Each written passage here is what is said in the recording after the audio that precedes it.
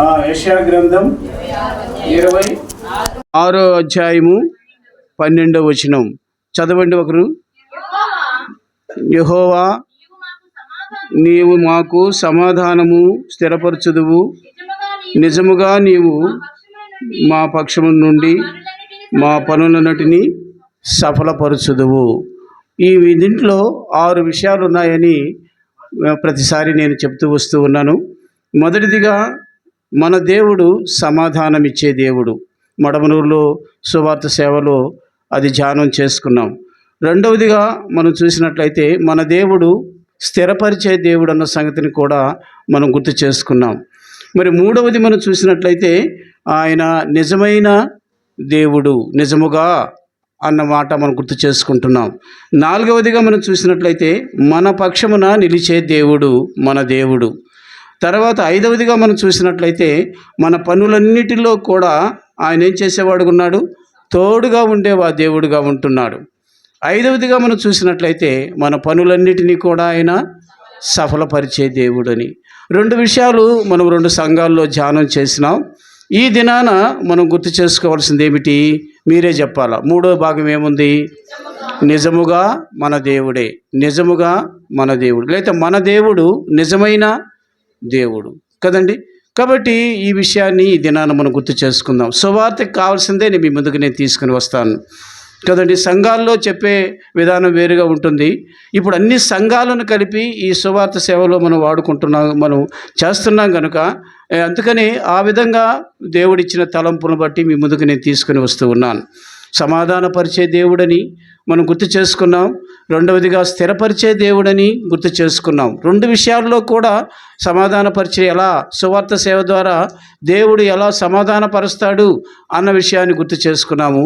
రెండవదిగా మనం చూస్తే స్థిరపరిచే దేవుడు అన్న దానికి కూడా మనం గుర్తు చేసుకున్నాం.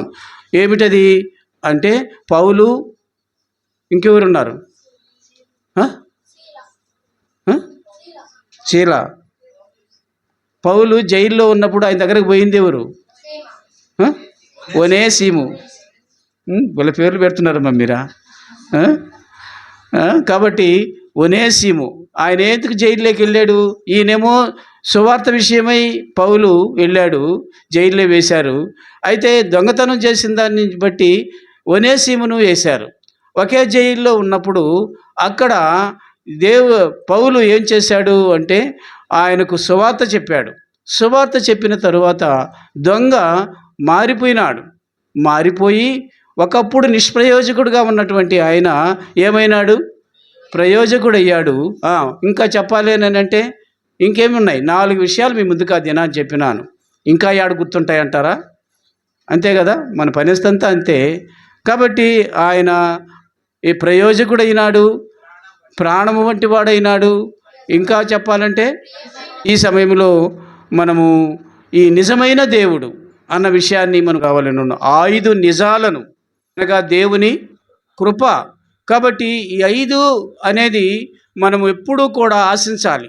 యేసయ్యా, నీ కృప నాకు ప్రతి దాంట్లో కూడా మనం అడుగుతాం. నీ కృప మాకు తోడుగా ఉంచు, నీ కృప నా మీద చూపించు, నీ కృప నా బిడ్డల మీద చూపించు, నీ కృప మా కుటుంబం మీద చూపించు, నీ కృప మా సంఘాల మీద చూపించు అని అడుగుతూనే ఉంటాం. కాబట్టి కృప 5. కాబట్టి ఎక్కువగా నేను 5 విషయాలు మీకు తెలియజేస్తూ వస్తూ ఉంటాను. అయితే యేసయ్య ఏం చేశాడంటే అదే సమయంలో వీళ్ళు భయపడిపోతారు కాబట్టి వీళ్ళ దగ్గరికి వెళ్ళి వీళ్ళని ధైర్యపరచాలి అని చెప్పి ఆయన సముద్రం మీద నడిచేస్తూ ఉన్నాడు. సముద్రం మీద నడిచేస్తూ ఉంటే వీళ్ళు ఏం చేశారో తెలుసా? ఒక పక్కేమో గాలి తుఫాను, ఒక పక్కేమో ఏదో సముద్రం మీద నడిచేస్తున్నారు అని వారు భూతమని ఎంచి ఇంకా భయపడిపోయినారు. చూస్తారా? ఇప్పుడు చెప్తాను రెఫరెన్సు. మత్తయి సువార్త 14వ అధ్యాయము 24వ వచనం నుంచి 33వ వచనం వరకు ఆ విషయాన్ని మనం గుర్తు చేసుకున్నట్లయితే అన్నీ చూడొద్దు, నేను చెప్పిన సందర్భం దగ్గరికి రండి. 24వ వచనం నుంచి 33వ వచనంలో ఉంది. అయితే యేసయ్యను చూసిన తర్వాత వారు భూతమని ఎంచి భయపడిపోయినారు. అప్పుడు యేసయ్య నోటి నుండి కూడా వచ్చిన మాట ఏమిటి? చదవండి ఇప్పుడు. ఎక్కడుందో ఆ రెఫరెన్సు? ఏముంది అక్కడ? వద్దకు వచ్చెను, శిష్యులు చూచి తొందరపడి భూతమని చెప్పుకున్నారు. కేకలు కూడా వేస్తూ ఉన్నారు. ఇప్పుడు గాలి తుఫాన్ల కన్నా కూడా ఈ భయం ఎక్కువైపోయింది వీళ్ళకి కదండి. అందుకనే కేకలు వేస్తూ ఉన్నారు. ఆ సమయంలో యేసయ్య ఏం చెప్పాడు చెప్పండి? నీవైతే ఆ, ఆ, నీ యొద్దకు వచ్చుటకు నాకు సెలవిమ్మని అడుగుతున్నాడు. పిల్లల జ్ఞాపకం చేసుకోండి కదా. ఆయన పేతురుకున్నటువంటి ఆ తత్వం చూడండి ఎలాగా ఉందో. 12 మంది ఉన్నారు. అయితే వాళ్ళల్లో ఒకడైనటువంటి పేతురు ఇప్పుడు యేసయ్యని అడుగుతూ ఉన్నాడు. ప్రభువా, నువ్వే యేసయ్యవైతే, నువ్వే యేసుక్రీస్తువైతే నువ్వేం చెయ్య, నేను వస్తాను నీ దగ్గరికి అని నువ్వు సెలవీయి అన్నాడు. వెంటనే యేసయ్య, నువ్వు రావలేవులేవయ్యా, నువ్వు నడవలేవు, నువ్వు నీళ్ళ మీద నడవలేవయ్యా అనలేదు కదండి. ఏమంటున్నాడంటే సరే నడిచిరా అని అన్నాడు. మనల్ని కూడా మన దేవుడు యేసయ్య ఎప్పుడూ కూడా మనల్ని నిరుత్సాహపరిచేవాడు కాదు. ఈ మాట గ్రహించండి. ఎప్పుడూ కూడా మనల్ని నిరుత్సాహపరిచేవాడు కాదు. నీ వల్ల కాదు, ఈ పని నువ్వు చేయలేవు, మన చెయ్యి పట్టి నడిపించే దేవుడు మనకున్నాడు. ఈ సువార్త సేవలో ఒకసారి మీరు గుర్తు చేసుకోండి కదండి. ఎండ వస్తే ఎండంటివి, వానొస్తే వానంటివి, ఇంకేమి రావాలా మధ్యలో కదా. కాబట్టి మన జీవితాల్లో ఎండ ఉంటుంది కదండి, నవ్వు ఉంటుంది, ఏడ్పు ఉంటుంది కదా, శ్రమలు ఉంటాయి, సంతోషము ఉంటుంది. కాబట్టి వీటన్నిటినీ తట్టుకునేటటువంటి పరిస్థితి మనకు రావాలి. అదే యేసయ్య యొక్క ఉద్దేశం కూడా. ఇప్పుడు ఆ మాట అన్న తర్వాత పాపం నడిచినాడు. నడిచి కొద్ది దూరం పోయేటప్పటికి ఆయనకి ఎందుకో ఏం జరిగింది అని అంటే ఆ పక్క ఈ పక్క చూడడం మొదలుపెట్టినాడు. గాలిని చూచి అని రాయబడి ఉంది అక్కడ. భయపడ్డాడు కదా. అక్కడ చాలు. అంటే లేనిది ఉన్నట్టుగా ఊహించుకోవటమే గాలిని చూడటం కదండి, ఇంకేమీ కాదు. లేనిది ఉన్నట్టుగా సాతానుడు మనకి బలహీనపరుస్తాడు. ఆ బలహీనపరిచినప్పుడు వాడి వైపు మనం వంగినామనుకోండి, అన్నీ కూడా తారుమారైపోతాయి. కాబట్టి చెప్తున్నాను పిల్లరా, ఎప్పుడూ కూడా కదండి, ఎంత కష్టమైనా సరే, ఎంత నష్టమైనా సరే, ఎంత బాధ అయినా సరే, దేవుని పని విషయంలో మాత్రం నిర్లక్ష్యం చేయకూడదు. నేను అదే చెప్తాను మన సేవకులకు కూడా.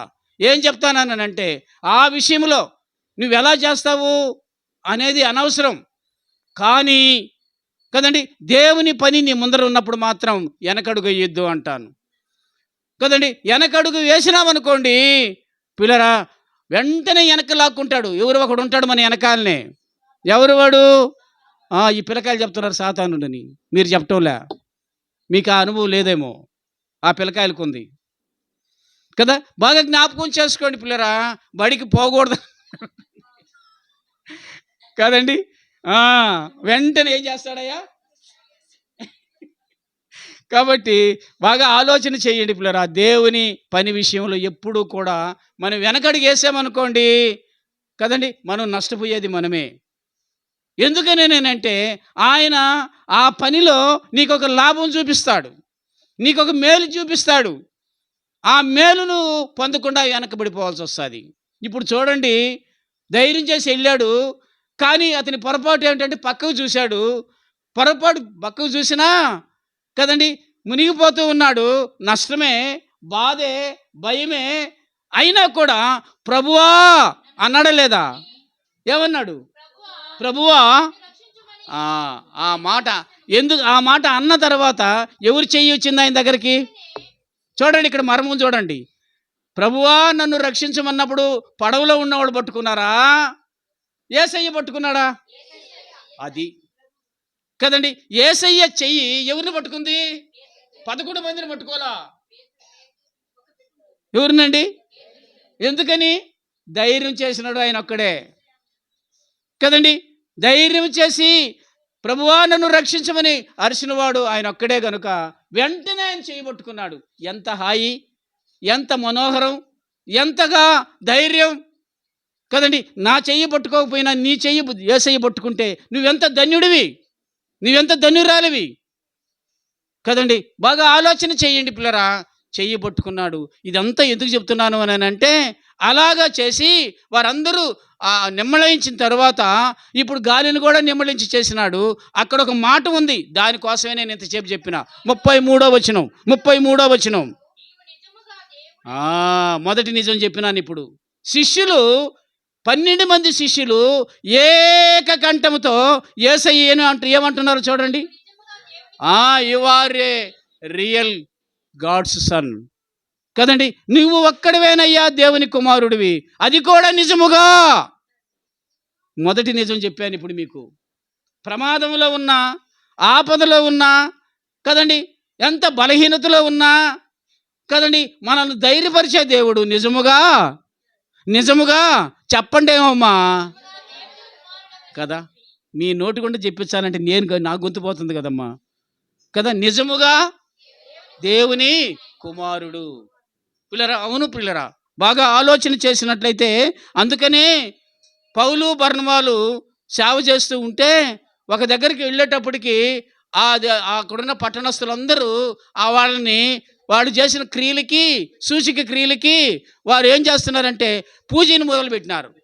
నువ్వు ద్రౌపదివి, నువ్వు హెర్మోనువి, కాబట్టి మేము పాద పూజ చేస్తామని పాద పూజ చేయడానికి మొదలుపెట్టినారు. అప్పుడు పౌలు ఏమంటున్నాడో ఒక్కసారి చూడండి. అపోస్తల కార్యాలు 14వ అధ్యాయము 15వ వచనం మనం చదివితే ఎంత చక్కగా వారికి వివరిస్తున్నాడో చూడండి. అదే సువార్త ఏమని చెప్తున్నాడో చూడండి పిల్లలు. అక్కడ అయ్యలారా, మీరెందుకు ఇలా చేయుచున్నారు? మేము కూడా మీ స్వభావం వంటి ఆ బుద్ధి కలిగిన వాళ్ళమే మేము. ఇలాగా మా కోసము దున్నపోతున్న నరకద్దు, పూలదండలు వేయొద్దు, మా పాదాల దగ్గరకు వచ్చి పూజను చెయ్యవద్దు.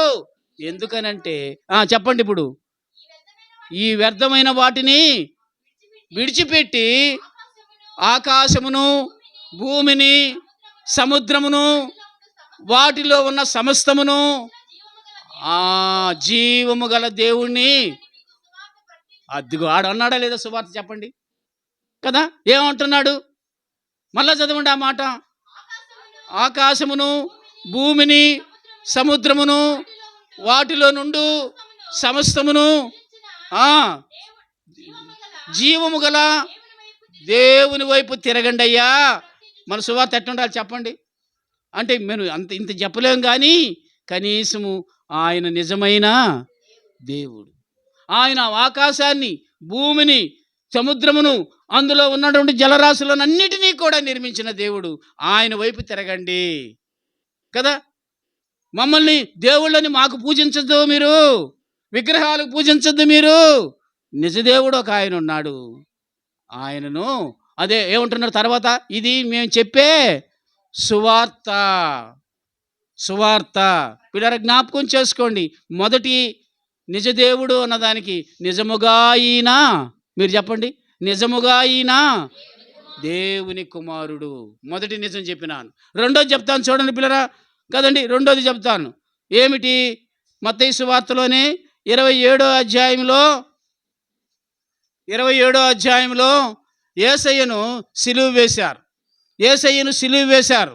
సిలువ వేసిన తరువాత పిల్లరా, ఆయన ఇప్పుడు ఏం చేశాడు అని అంటే ఒక కేక వేసి తన ఆత్మను తండ్రికి అప్పగించినప్పుడు ఏం జరిగింది అని అంటే మొత్తము చీకటిమయమైపోయింది. దేవాలయంలోని తెర కదండి పైనుండి కిందకి చినిగిపోయింది.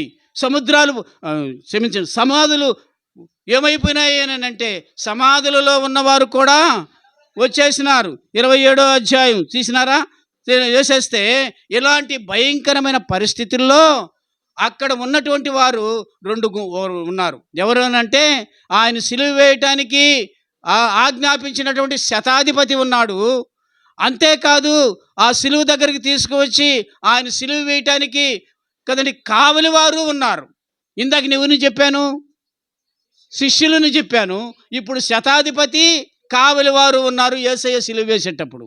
బాగా వినండి, ఇవన్నీ మీకు అర్థం ఉండవు. అర్థమయ్యేదందుకై నేను చెప్తున్నాను ఈ మాటలన్నీ కూడా. సిలువ వేసేటప్పుడు శతాధిపతి ఉన్నాడు, ఆ తర్వాత కావలి వారు ఉన్నారు. వారందరూ ఏమంటున్నారో చూడండి. 27 అయ్యా,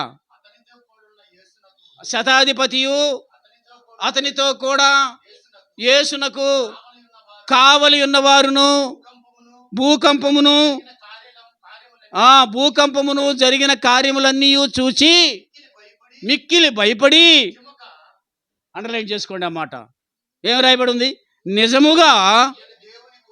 రెండవ సాక్ష్యం శిష్యులు చెప్పారు. ఏమని చెప్పారు? నిజముగా ఈయన.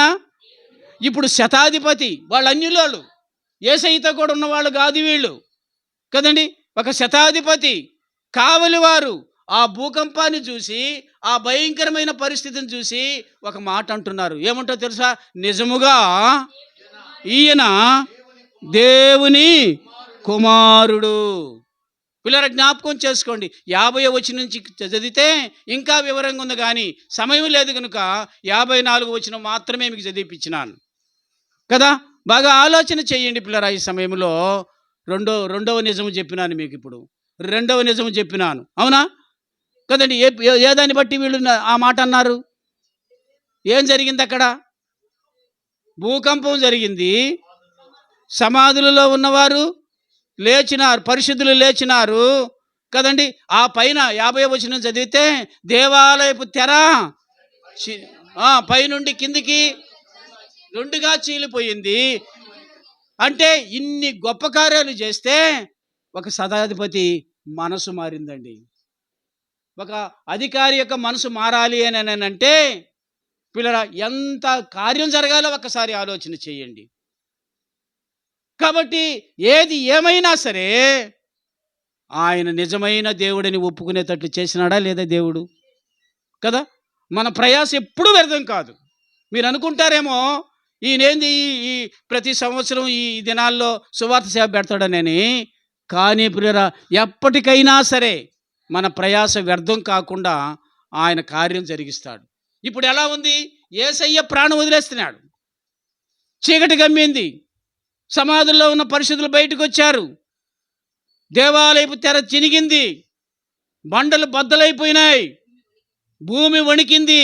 ఇన్ని సూచకల క్రియలు జరగాల్సి వస్తుంది ఒక్కొక్కడు నమ్మాలంటే. ఇంత గొప్ప కార్యం ఒకడు మనసు మారాలి అని అంటే ఇంత ఉందన్నమాట దాని వెనకాల ప్రయాస.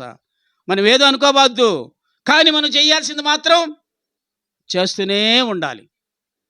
మనం ఎప్పుడూ కూడా ఈ సువార్త సేవను నిర్లక్ష్యం చేయకూడదు.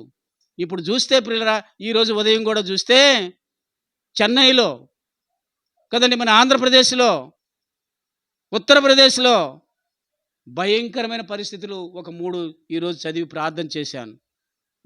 ఎంత ఘోరమో చెప్పలేము కదండి.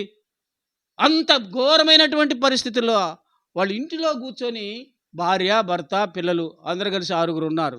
6 ఆరాధన చేసుకుంటుంటే దొమ్మిగా వచ్చి వారిని కొట్టి పోలీస్ స్టేషన్కి తీసుకెళ్ళారు. వీళ్ళ జ్ఞాపకం చేసుకోండి. ఇంత భయంకరమైన పరిస్థితులు ఉన్నప్పుడు కూడా మనం ప్రార్థన చేయాల్సింది ఏమిటో తెలుసా కదండి. కొట్టించుకున్నవాడు పక్కన పెట్టండి, కొట్టినోడు మనసు మారాలి కదండి. ఇప్పుడు ఈ శతాధిపతి ఎవరు అనుకుంటున్నారు? ఒకటికి తక్కువ 40 కొరడా దెబ్బలు కొట్టించిన వాడు ఈయనే, అవునా కదా కదండి. ఇంత భయంకరంగా యేసయ్యను కొట్టించినాడు. ఇప్పుడు వాడు నోటుకుండా ఏమొస్తుందమ్మా? నిజముగా. కాబట్టి జ్ఞాపకం చేసుకోండి పిల్లరా. మీ నోటుకుండా ఎందుకు చెప్పిస్తున్నానంటే నిజము నిజమేనని నువ్వు నమ్మకుండా వాళ్ళకి ఏం చెప్తావు? కాబట్టి నిజముగా ఆయన ఎవరు ఒప్పుకున్నారు ఈ సంగతి? రోమా సామ్రాజ్యంలో ఉన్నటువంటి శతాధిపతి కదా. మా ప్రార్థన కూడా నేను తెప్పించుకున్నాలే, ముందుంటే ఊరికి నన్ను అడిగి ఉండేవాడు కదా, నోరు తెరిచి చెప్తుండండి అమ్మా. కాబట్టి జ్ఞాపకం చేసుకోండి పిల్లరా. రెండోది కూడా చెప్పాను. మూడో దానికి వెళ్దామా? మూడో దానికి వెళదాం. చూడండి, త్వరగా వెళ్తాను. మూడోది యోహాను రాసిన మొదటి పత్రిక. యోహాను రాసిన మొదటి పత్రిక 5వ అధ్యాయము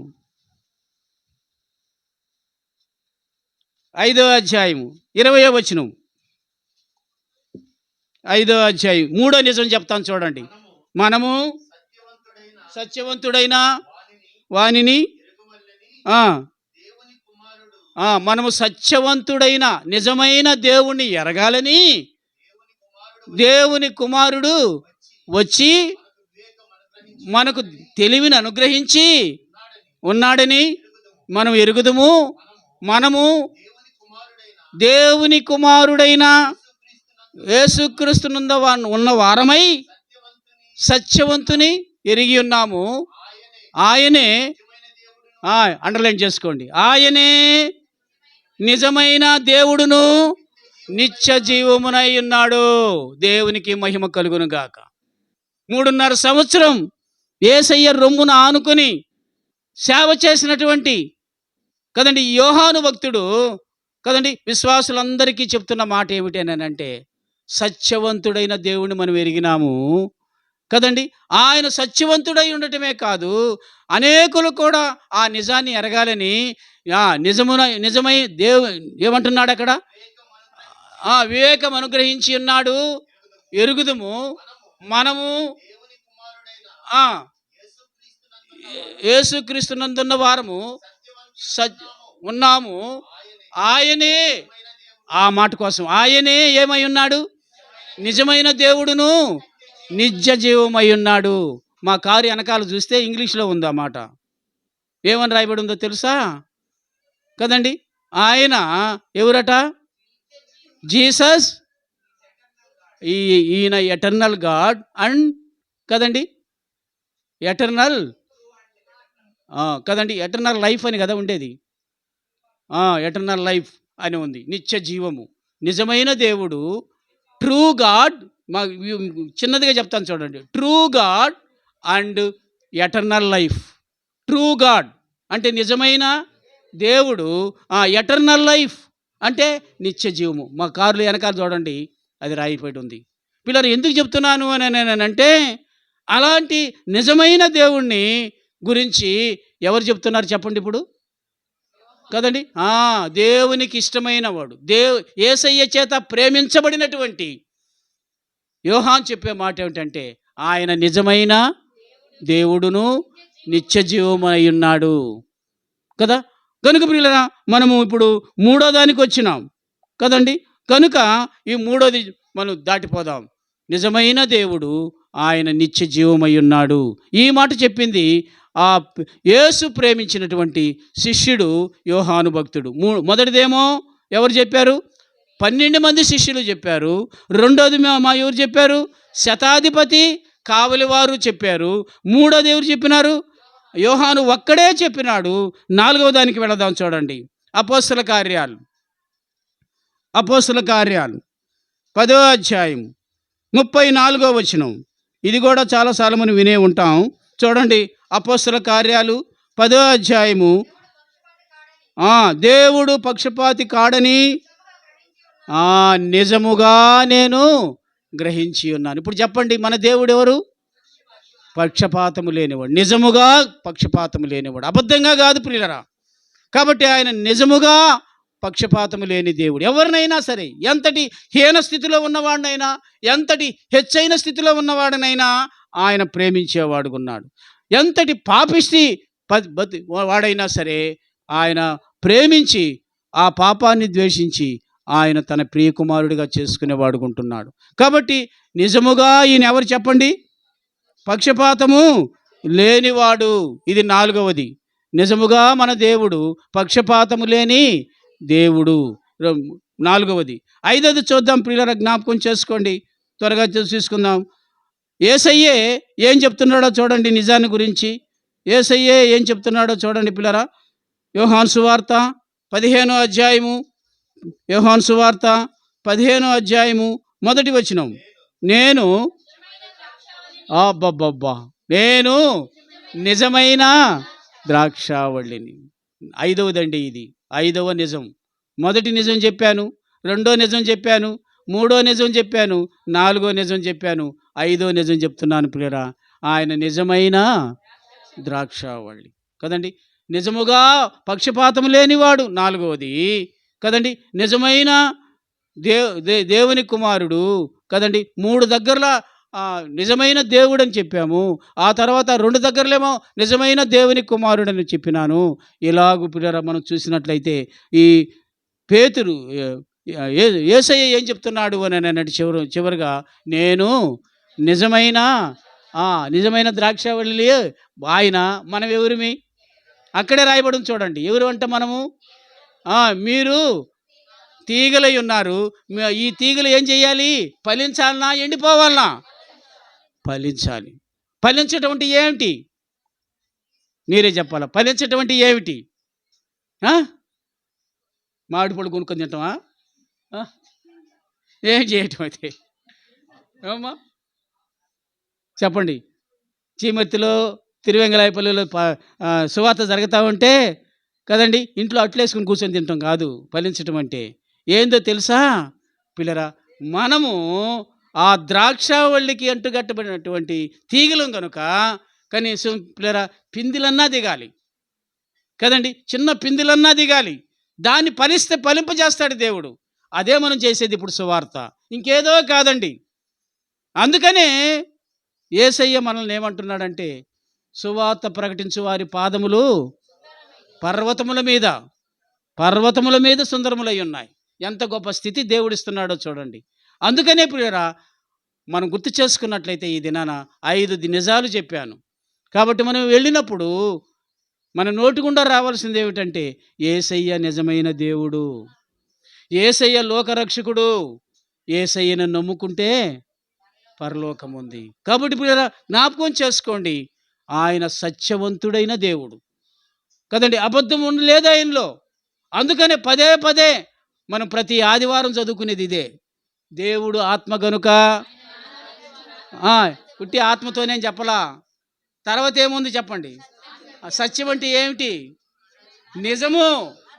నిజము రియల్లీ మనం ఆరాధించాలి. ఆత్మతోనూ సత్యముతోనూ ఆరాధించాలి కదండి. అదే చెప్పినాడు. ఎవరికి ఈ మాట? ఎవరికి చెప్పినాడు ఈ మాట? సమరయ స్త్రీకి చెప్పినాడు కదండి.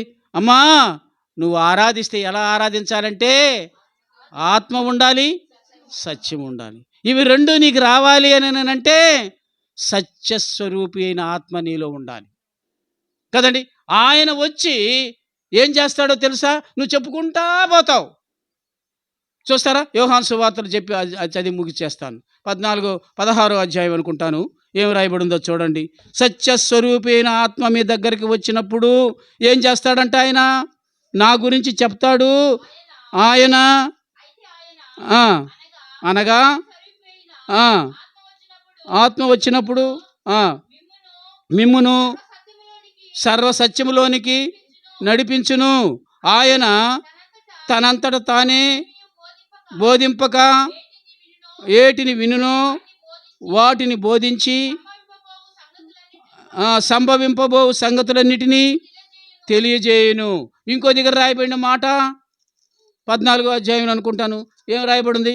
అతడు ఏం చేస్తాడంట? సత్యస్వరూపైన ఆత్మ మనం వెళ్ళిన తర్వాత చెప్పేసి వెళ్ళిపోయిన తర్వాత అమ్మమ్మ కాదు నీతిని గురించియు పాపమును గురించియు తీర్పును గురించియు ఒప్పింపజేయును. ఆ మాట ఎక్కడుందో చెప్పండి కదండి. 16వ అధ్యాయంలోనేనా? ఆయన వచ్చినప్పుడు మనమేమో చెప్పుకుంటూ పోతాము. అయితే సత్యస్వరూపి అయిన ఆత్మ ఏం చేస్తాడట? ఎక్కడ దొరకలేదు రెఫరెన్స్ మీకు అమ్మా? 14వ అధ్యాయంలోనే ఉండాలి చూడండి.